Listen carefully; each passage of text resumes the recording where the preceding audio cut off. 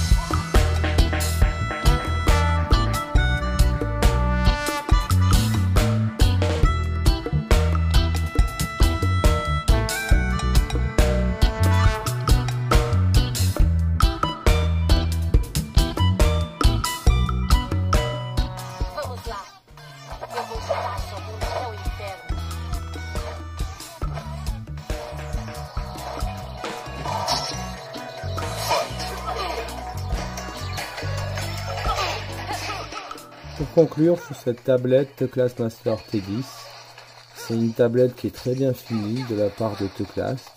Elle est fine, elle a un écran magnifique, 4 Go de RAM, un bon processeur, au niveau graphisme ça tourne. Cette tablette est très bien conçue. Deux bons capteurs photo, ce qui est rare. C'est pas non plus l'appareil photo d'un mobile dernier cri, mais par contre ça peut dépanner. Cette tablette est assez puissante pour faire tourner tous les derniers jeux 3D. Elle a de très bons scores en benchmark, on arrive presque à 100 000 points. Cette tablette conviendra pour tous les usages. A bientôt pour de nouvelles vidéos sur tablettechinoise.net.